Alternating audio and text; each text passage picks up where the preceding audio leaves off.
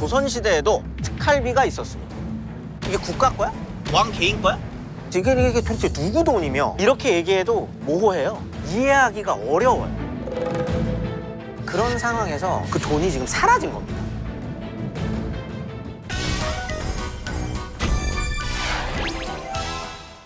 걸음마다 쌓이는 지식여행 뚜벅뚜벅의 저는 김재현입니다.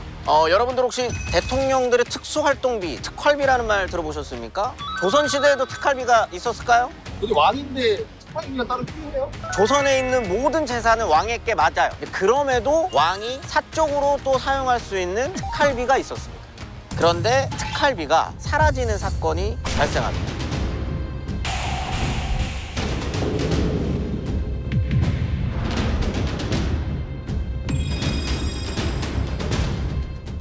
조선시대 특수활동비라는 표현은 당연히 없고 특활비가 아니라 내탕금이라고 보통 표현합니다. 내탕금. 왕들의 사적 재산을 그냥 그런 식으로 표현하는 건데 왕들의 사적 재산 이러면 이제 일단 감이 좀 잘 안 잡히잖아요. 그걸 어떻게 생각하면 되냐면 태어날 때부터 왕인 가문은 없어요. 당연하잖아요. 왕건도 원래는 태어나면서부터 왕은 아니었었고 이성계도 마찬가지고 이성계는 한반도 기준으로 했을 때 동북 방면에 굉장히 강력한 군사 기반을 갖고 있었던 사람이었었고 이 사람이 갖고 있었던 재산이 어마어마했었던 거죠.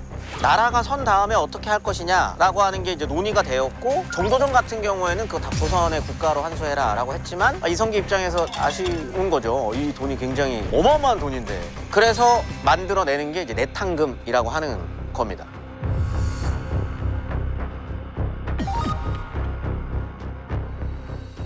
그래서 이제 세종 무렵이 되면은 사적으로 가지고 있는 재산이지만 국가에서 관리는 해주자라는 느낌으로 내수소라는 걸 만들고 세조 때가 되면은 내수사라고 하는 이름으로 확대 개편이 됩니다.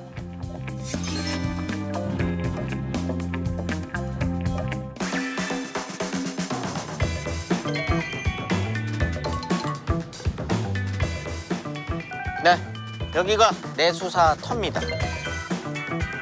여기 써져 있잖아요. 조선시대 왕실의 재정을 관리하던 관아의 터. 근데 무슨 말인지 알아들으시겠어요? 그러니까 이렇게만 딱 표현해 놓으면 무슨 말인지 몰라요. 조선의 재정 전체를 관리하는 데라고 생각할 수도 있는 거거든요. 근데 정확하게 얘기하면 전주이씨 가문 중에서도 왕조, 그 사람들의 재산을 관리하던 곳이라고 생각하면 되는데 이렇게 얘기해도 모호해요. 그럼 그 사람들의 재산은 무엇이며 어디에 써야 하며 어떻게 관리되며 이런 게 보통 내시들이 하고요. 대통령 비서실 잡무를 담당하는 사람들이라고 생각하시면 돼요. 근데 이거 왕 개인 재산을 관리하는 거면 네. 내수사 직원들 돈 중요한 질문인데? 굉장히 날카로운 질문을. 가보겠습니다. 예. 그래서 모호하다는 거예요. 개인 재산인데 여기서 일하는 사람들은 공무원이에요. 지금 대통령의 사적 재산이 있잖아요, 지금 대통령이. 근데 그거 관리를 비서실에서 했다. 문제 되지 않을까요? 문제가 되죠. 근데 이때는 그건 문제가 안 되는 거예요. 그러니까 왕의 재산이라고 하는 게 국가 거인 것처럼도 보이고 왕 개인의 것으로도 보이고 그러니까 왕의 캐릭터에 따라서 달라지는 돈인 거죠. 왕조가 이어질수록 재산은 더 늘어날 수 있는 거죠. 내수사 돈은 실제로 계속적으로 늘어납니다. 근데 사적 재산을 불리기가 더 좋은 조건인 거는 비리와 국가 일의 경계가 가장 모호한 인물이 임금이잖아요. 그러면 사적 재산으로 불리기 하기에 너무 좋은 사람들이 임금이기도 한 거죠. 고종 같은 경우에는 기하급수적으로 늘어납니다. 두 가지 이유가 있는데 첫 번째는 가장 뒤의 왕이니까 재산은 점점 늘어났으니까 두 번째는 이때가 되면 이제 근대화의 과정으로 이렇게 넘어가는 거잖아요. 그러면 나름의 근대화 냄새가 나는 사업들이 시작되는 때이기도 해요.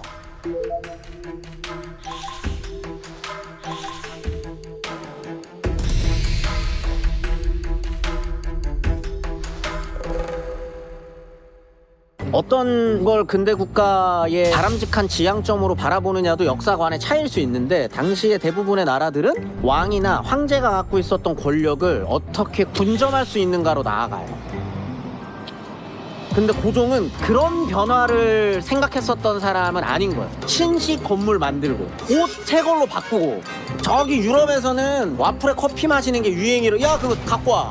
그게 근대라고 착각한 사람이죠. 그러면 이 내탕금을 어디에 쓸까에서도 갈림길에 놓이는 거죠.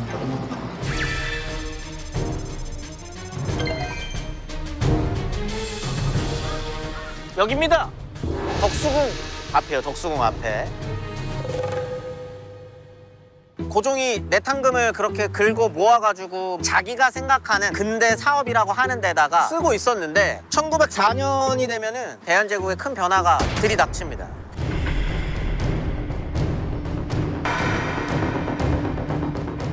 러일 전쟁 무렵이 되면은 일본 입장에서는 대한제국이라고 하는 공간을 명확하게 자신들의 근거지로 삼아야 돼요. 그럴 때 가장 먼저 해야 됐다라고 생각했었던 게 재정적인 거를 빨리 본인들한테 유리한 방향으로 바꿔야 돼요.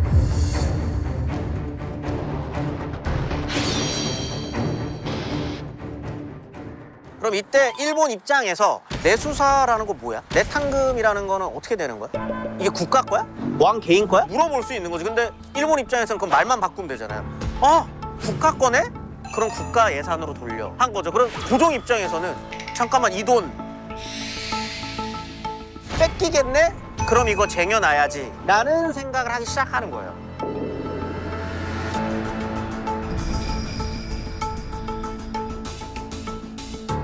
그 빼돌리려고 했었던 시도에 대해서는 제가 잘 보이는 곳으로 올라가가지고 말씀드리도록 하겠습니다.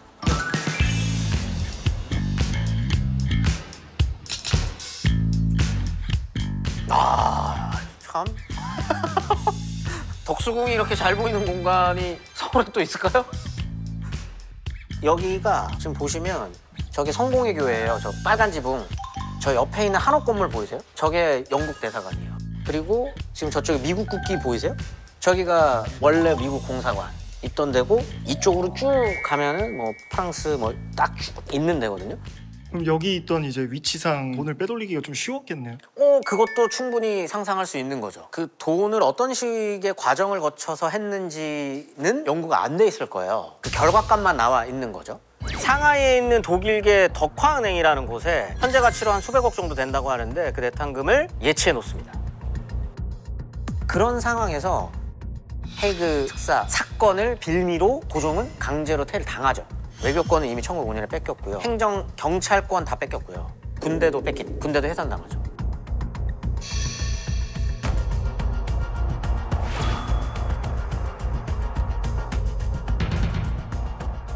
이상한 소리를 듣습니다. 돈이 누군가가 한번 인출했던 기록이 있다. 내 돈... 고종 입장에서는 이거 내 돈인데? 자기가 챙겨 먹을 수 있는 거의 마지막 남은 자존심 같은 건데 그 돈이 지금 사라진 겁니다. 그 내탕금. 그럼 도대체 그 돈을 누가 찾았냐라고 확인을 해봤더니 일본이 찾아갔던 겁니다.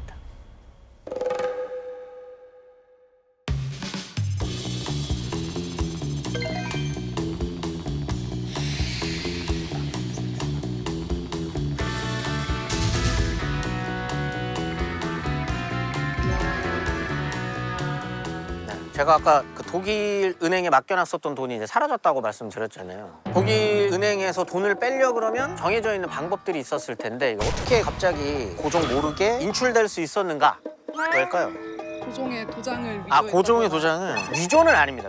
위조는 아니고 누군가 몰래 찍었겠죠? 누군가가 이제 몰래 찍은 건데 그게 누구냐? 이윤용이라고 하는 사람이 등장합니다. 들어보셨나요? 이윤용? 처음 들어봐요. 이렇게 역사 공부가 안 돼 있으셨어. 이름 비슷한 사람 한번 맞추게 할거 이윤용? 이완용. 이완용. 이완용이랑 관계가 있는 사람입니다.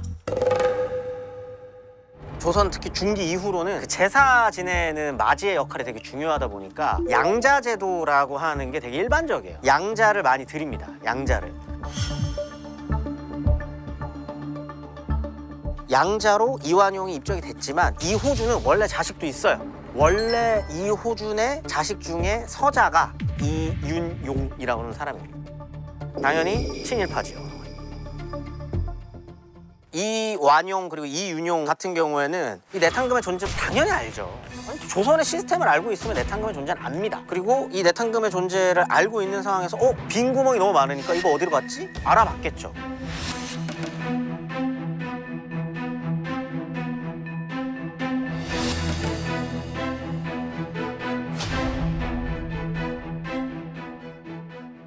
그래서 이윤용이 독일은행에 가가지고 돈을 가져와야 되니까 고종에게 말을 안 하고 어세를 그냥 가져다가 인출을 시도를 한 거죠. 일단 독일은행에서는 의아할 거 아니에요. 고종 도장 제대로 받아온 거 맞아요? 이렇게 물어보기도 할 거고 이제 그 과정에서 한번 반려가 되기도 합니다. 그래서 이거 다시 어떻게 해야 돼? 이윤용과 이완용이 내탕금을 어떤 식으로 가져올 것인가에 관련된 이야기들이 통감부 문서에도 남아 있는 것들이 있어요. 그래서 결국은 이윤용, 이완용이 독일은행에 있었던 내탕금을 빼가지고 온 거죠.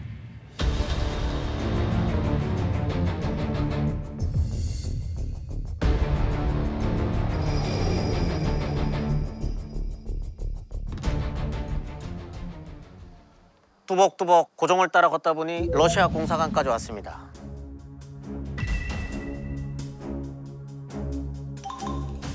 독일은행에 있었던 내탕금이 빼돌려짐으로써 사실 내탕금이라고 하는 존재는 이미 이제 없어진 거예요. 이제 더 이상 의미가 없는 돈이 된 거죠. 그런데 우리는 내탕금을 독일은행에 묵혀놨으니까 이걸 어떻게 해야 될까? 그다음 그 정체는 무엇일까?를 찾아가는 데에서 역사의 재미를 찾으시면 안 돼요.